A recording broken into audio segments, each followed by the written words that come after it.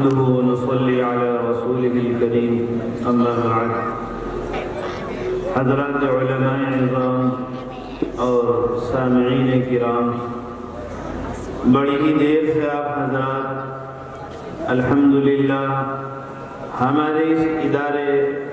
جامعہ عربیہ دارالعلوم رحیمیہ قصبہ برا آباد کے درجات عربیہ اور حفظ ناظرہ کے طلباء کا انجمن بزم شیخ الاسلام کا مرتب شدہ پروگرام سماعت فرما رہے ہیں. اللہ تعالیٰ آپ حضرات کے سننے اور بیٹھنے پر ان طلباء میں صلاحیتوں اور استعدادوں میں اضافہ فرمائیں اور ان طلباء کو علمی اور عملی اعتبار سے ترقیات سے اللہ رب العزت نوازے. ایک بات ساتھ ساتھ میں عرض کرتا چلوں کہ جس طرح آپ حضرات کے سامنے دارالعلوم رحیمیہ اکبر آباد کے طلباء نے ابھی تک تقریر اور نعت اور تلاوت کلام اللہ کا پروگرام پیش کیا ہے، اس پروگرام کی 2 کڑی اور ابھی باقی ہے، وہ آپ حضرات بغور سماعت فرمائیں. اس کے بعد مہمان مکرم جناب حضرت مفتی عبدالسمیع صاحب دامت برکاتہم کا پرمغز خطاب ہوگا جو ہم سب کے لیے مفید اور نافع ہوگا انشاءاللہ. ساتھ ساتھ ایک بات یہ بھی عرض ہے کہ جس طرح دارالعلوم رحیمیہ کی انجمن بزم شیخ الاسلام جو طلباء کی مستقل تقریری اعتبار سے ظاہراً ایک مربی کی حیثیت رکھتی ہے اور تمام ہی طلباء اس انجمن میں الحمدللہ ہر ہفتے پروگرام میں حصہ لیتے ہیں، جمعرات کے دن پنجشنبہ کو چوتھے گھنٹے میں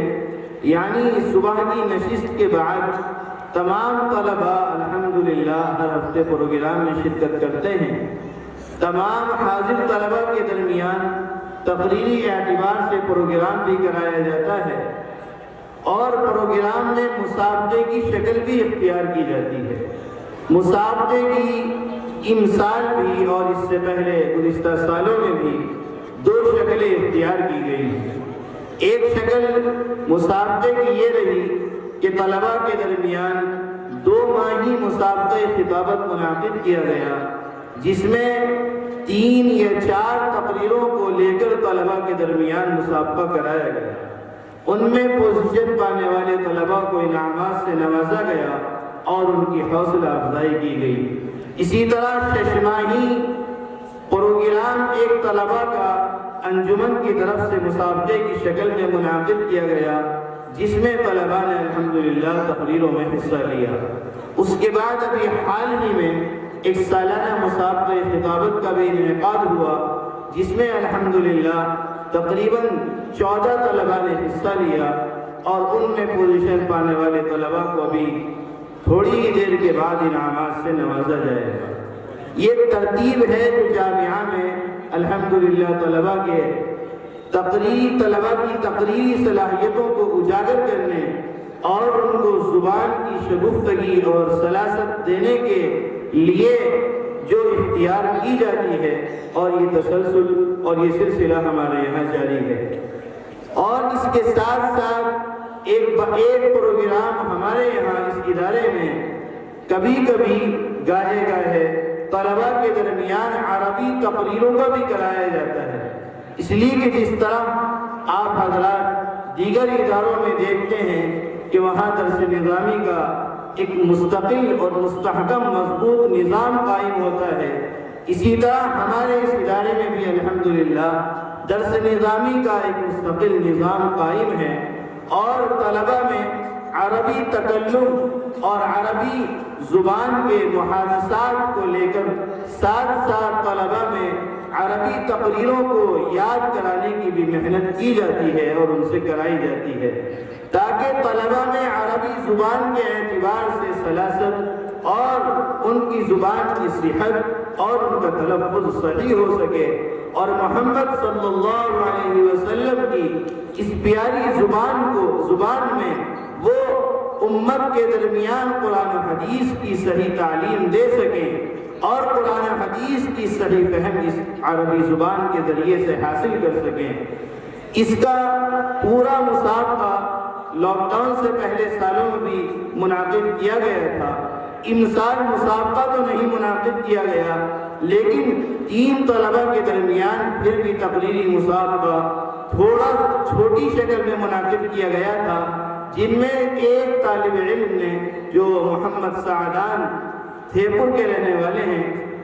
متعلم عربی چہارم ہیں، انہوں نے اس میں اول پوزیشن حاصل کی ہے۔ ان کی مختصر سی تقریر عربی زبان میں ایک نمونے کے طور پر آپ حضرات کے سامنے پیش کی جا رہی ہے۔ امید ہے کہ آپ حضرات نے جس طرح اب تک پروگرام بغور سماعت فرمایا ہے، اسی طرح اس مختصر سی تقریر کو بھی سماعت فرمائیں، اور جو حضرات عربی سے واقف ہیں وہ تو سمجھیں گے ہی، جو حضرات عربی سے واقف نہیں ہیں وہ اس پر غور کریں کہ محمد صلی اللہ علیہ وسلم کی پیاری زبان، جس زبان میں قرآن نازل ہوا، جس زبان کو جنتیوں کی زبان قرار دیا گیا، جو زبان عرب کی اصلی زبان ہے، جس کے بارے میں محمد صلی اللہ علیہ وسلم نے فرمایا احب العرب لثلاث فإني عربي ولسان أهل الجنة عربي والقرآن عربي، کہ عربوں سے 3 چیزوں کی وجہ سے محبت کرو۔ سب سے پہلی بات یہ ہے کہ میں محمد ابن عبداللہ ابن عبد المطلب عربی ہوں، جنتیوں کی زبان عربی ہے اور قرآن بھی عربی میں نازل ہوا ہے۔ لقد صدق الله عز وجل قائلا في كتابه نزل به الروح الأمين على قلبك لتكون من المنذرين بلسان عربي مبين۔ قرآن جس عربی زبان میں نازل ہوا، اگر ہماری اس امت کے نونہال اور ہماری اس امت کے نوجوان بڑے اور بوڑھے اگر اس عربی زبان کو نہیں سمجھتے تو یہ ہماری کچھ نہ کچھ کہیں نہ کہیں خامی ہوگی۔ اس لیے تقریر سنانے کا اور آپ حضرات کے سامنے پیش کرانے کا سب سے بڑا مقصد یہ ہے کہ جو حضرات عربی سمجھتے ہیں وہ حوصلہ افزائی کریں اور اس پر غور کریں، اور جو حضرات عربی زبان سے ناواقف اور ناآشنا ہیں وہ یہاں سے یہ عزم لے کر اٹھیں اور یہ نیت لے کر اٹھیں کہ وہ اب سے عربی زبان کو یا تو کم از کم خود ورنہ ادنا درجہ یہ ہے کہ اپنی اولاد کو محمد صلی اللہ علیہ وسلم کی اور قرآن کریم کی اور احادیث نبویہ کی اس عظیم زبان کو سمجھانے اور ان کو پڑھانے کی کوشش کریں گے، جس کا سب سے آسان اور سب سے مؤثر اور سب سے سہل راستہ ہمارے درمیان مدارس عربیہ کا قیام ہے، جن میں ہمارا یہ ادارہ جامعہ عربیہ دارالعلوم رحیمیہ بھی ہے۔ الحمدللہ سارے 10 سالوں جو گزشتہ 10 سال ہیں، سن 2013 سے لے کر اب تک 2023 شروع ہو چکا ہے، الحمدللہ 100 سے زائد طلبہ، تقریباً 100 طلبہ ہمارے یہاں سے فارغ ہو کر ملک کے کونے کونے میں خدمات دینی انجام دے رہے ہیں۔ اس لیے یہ ادارہ بھی ایک طرح مرکز علم اور آپ حضرات کی توجہ کا مرکز بنا رہا ہے۔ آپ حضرات سے یہ بھی عرض ہے کہ آپ حضرات نے جس طرح پروگرام سنا ہے، اپنے طلبہ کو، اپنے بچوں کو، اپنے رشتہ داروں کے نونہالوں کو آپ حضرات دینی علوم سے آراستہ کرنے اور علوم نبویہ سکھانے اور محمد صلی اللہ علیہ وسلم کے دین کا سچا سپاہی اور دین کا سچا وارث بنانے کے لیے اس ادارے کی طرف بھی اپنی توجہ مرکوز رکھا کریں اور توجہ فرمایا کریں، جس طرح آپ حضرات اب تک مستقل توجہ فرماتے ہیں۔ اس لیے آپ حضرات جس طرح پروگرام سنتے آ رہے، یہ پروگرام کی ایک کڑی جو عربی زبان کی شکل میں آپ کی تقریر کی شکل میں آپ کے سامنے پیش کی جائے گی، ایک تو یہ کڑی ہے۔ دوسری کڑی آپ حضرات کے سامنے عربی زبان کے معنی مکالمے کی شکل میں آپ کے سامنے چھوٹے چھوٹے عربی کے اور حفظ و ناظرہ کے طلبہ آپ حضرات کے سامنے پیش کریں گے، جس مکالمے کا مقصد صرف اور صرف یہ ہے کہ ہندوستان میں جس طرح ہمارے علماء نے شیخ الہند محمود حسن دیوبندی، محمد علی جوہر، ابوالکلام آزاد، سید شیخ الاسلام سید حسین احمد مدنی، عبید اللہ سرہندی اور نہ جانے ہزاروں اور لاکھوں اور سینکڑوں علماء نے جس طرح قربانیاں اس ہندوستان اور اس وطن کے لیے دی ہیں، آپ حضرات بجائے زبان کے اس کو عملاً دیکھیں، اس لیے کہ پریکٹیکل اور عملی شکل انسان کے لیے زیادہ مؤثر اور اثر پذیر ہوا کرتی ہے۔ جس طرح آپ حضرات نے ہمارے ادارے کے عزیز محمد عبد القادر سلمہ اور ابوذر محمد ابوذر سلمہ کی تقریر مدارس اور جنگ آزادی کے تعلق سے سنی، اور ابھی اس مکالمے کے فوراً بعد آپ حضرات انشاءاللہ مہمان خصوصی کا خطاب بھی سماعت فرمائیں گے۔ اس مکالمے کو بھی آپ صحیح طریقے سے سمجھ لیں اور صحیح طریقے سے دیکھنے کی کوشش کریں، اور مکالمے کا مقصد یہ ہے کہ جو 26 جنوری اور ہندوستان کے سیکولرزم اور ہندوستان کے جمہوری قوانین ہم سب کے سامنے پیش کیے گئے، ہمارے علماء نے اس کے لیے کیا قربانیاں دی اور ہمارے علماء کی اس کے تئیں کیا فکریں ہیں، اور ہمارے علماء اس کے تئیں کیا محنت کر رہے ہیں اور کیا محنت کرنے کا ان کا نظام ہے، اور جس طرح ہمارے ان علماء ہند کی قربانیوں کو فراموش کر دیا گیا، کم از کم آپ حضرات جو یہاں موجود ہیں حاضرین سے میری درخواست ہے کہ آپ حضرات مکالمے کے ذریعے ان بچوں کی اس سبق کے ذریعے اور بچوں کی اس درس کے ذریعے آپ حضرات اس بات کو سمجھنے کی کوشش کریں کہ ہمارے علماء میں شاہ عبدالعزیز محدث دہلوی اور ہزاروں علماء نے جس طرح کی اس وطن ہند کے لیے قربانیاں دی تھی، اور ان کی قربانیوں کو سراسر فراموش کر دیا گیا اور نظر انداز کر دیا گیا۔ ہم ان قربانیوں کو نہ بھلائیں اور اپنی اولاد کو ان قربانیوں سے ناآشنا نہ رہنے دیں، بلکہ اپنی اولاد کو شاہ عبدالعزیز محدث دہلوی، شیخ الہند محمود حسن دیوبندی، حجت الاسلام محمد قاسم نانوتوی، شیخ رشید احمد گنگوہی اور ہمارے علماء دیوبند کا نمونہ اپنی اولادوں کو ہم بنانے کی کوشش کریں، تاکہ ہماری اولادیں ہمارے لیے دنیا اور آخرت کی سرخ روئی کا ذریعہ بنے۔ آپ حضرات بغور توجہ سماعت فرمائیں، اللہ تعالی ہم سب کو غور سے سننے اور اس پر عمل کرنے کی توفیق عطا فرمائے۔ میں درخواست کرتا ہوں اور عربی میں اپنی تقریر مختصر پیش کریں۔ الذي جعل الطيبات من أهم أمور الإسلام، وأصلي وأسلم على النبي المختار الذي أمر الرعيل الأول وبعده بالإتيان بالطيبات والاحتراز عن الخبائث، وعلى آله وأتباعه أجمعين. أما بعد، فأعوذ بالله من الشيطان الرجيم. بسم الله الرحمن الرحيم. يا أيها الذين آمنوا كلوا من طيبات ما رزقناكم واشكروا لله إن كنتم إياه تعبدون. حضرة رئيس الاجتماع الكريم وأساتذة الأجلاء ذوي الصلاح والتقوى وزملائي في الفصول، لي وداد بالغ وشوق كبير إلى القيام بإلقاء خطبة عربية وجيزة في موضوع كسب الحلال في هذا الحفل الميمون، فالالتماس من الحضور أن يقوموا بالاستماع والعمل بالمحتويات. إخواني في الله، إن الله الجليل القدير خلق العباد كلهم ليعبدوه في كل مكان وزمان، في كل موقف وحال، كما اشتمل القرآن الكريم على آية شهيرة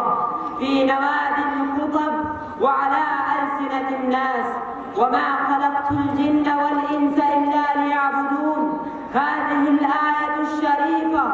تضم أن العباد كلهم ليعبدوه في كل مكان. هذه الآية تضم أن العباد كلهم أن يشمروا عن ساق جدهم للقيام بعبادة الله تعالى. في كل حال من الأحوال وفي كل ظرف من الظروف، ولكن العبادات كلها والفرائض بأسرها لا تتحقق إلا بالأجسام الإنسانية والأعضاء البشرية، والأجسام البشرية والأعضاء الإنسانية لا تقوى إلا بالغذاء والمآكل والمشارب والأغذية، والمآكل والمشارب لا تتأتى فوائدها الحقيقية إلا أن تكتسب بأساليب محمودة وطرق مشروعة. فعندما يريد أحد من أبناء الأسرة الإنسانية أن يمارس عبادة الله تعالى بتحقيق الخشوع وإيجاد الخضوع، فعليه أن يتسارع إلى استعمال الغذاء الذي اكتسب من طرق شرعية ومن ذريعة لا شائبة فيها للحرام. أيها المستمعون، ولذلك فإن الله أمر العباد بأكل الحلال وتناول الطيبات كما ذكر في التنزيل العزيز: يا أيها الذين آمنوا كلوا من طيبات ما رزقناكم واشكروا لله إن كنتم إياه تعبدون. هذه الآية دليل صادق على أن العباد أن يكون أن يحظى بقرب الله الجليل الجبار بالعبادة التي يقوم بها من أجل تناول الحلال واستخدام الطيبات. هذا هو السبب الوحيد لأمر الله تعالى بأكل الطيبات والاجتناب عن الخبائث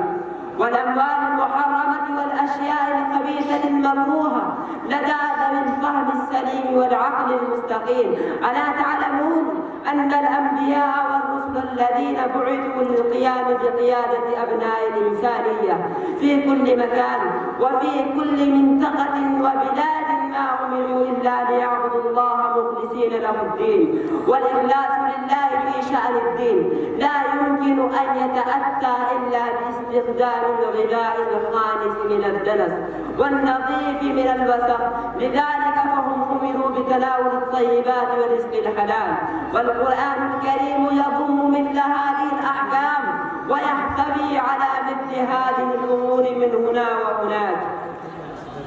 الإخوة في الدين الحنيف، إن الإنسان الذي يحظى بأنه أشرف الخلائق بأسرها وأعز المخلوقات بأجمعها ابتعد عن آلاء الله وكرمه وابتعد عن فضل الله وعنايته واستمر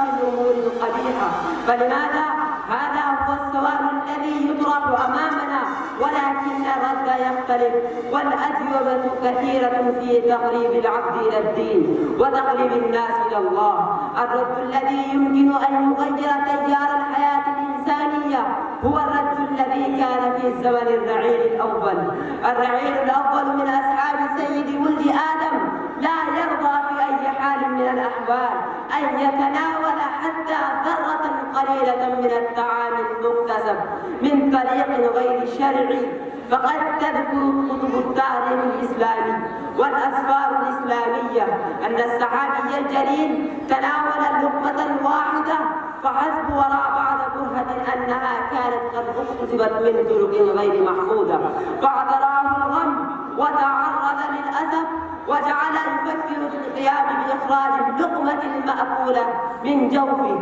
بأي صورة يمكن حتى توصل إلى طريق، وهو التقيؤ للقيام بإخراج الطعام المأكولة في بطنه، فسعى وبذل جهده المضني واستنفذ طاقته المكثفة حتى حظي بالفوز وشعر بالراحة الروحانية. هكذا كان أبناء الأمة المحمدية في الزمن الذي كانت تهب فيه ريح الإيمان وريح اليقين. إخوتي الكرام، ولكن الآن قد فسدت الأخلاق وتغيرت الخصال، وأصبح الناس يتبارون إلى كسب الأموال الطائلة ويتسارعون إلى المناسب والمراتب إلى المادة ومظاهر الحياة بكل طريق ممكن، ولذلك قد بطلت الروح وفسدت القوة الروحانية وساد الغم والألم والفجع والبكاء والشكوى والمصيبة. كل مستمع من مستمعات المسلمين، أيها المسلمون، ألا تتدبرون في أنكم كيف تخرجون من هذه المهالك، وكيف تحظون وتتشرفون بالقرب من الله تعالى والذنوب من الخالق الباري. فارجعوا إلى ربكم راضين مرضين منطلقين من الآية الكريمة: يا أيتها النفس المطمئنة ارجعي إلى ربك راضية مرضية فادخلي في عبادي وادخلي جنتي. وآخر دعوانا أن الحمد لله رب العالمين. सामीन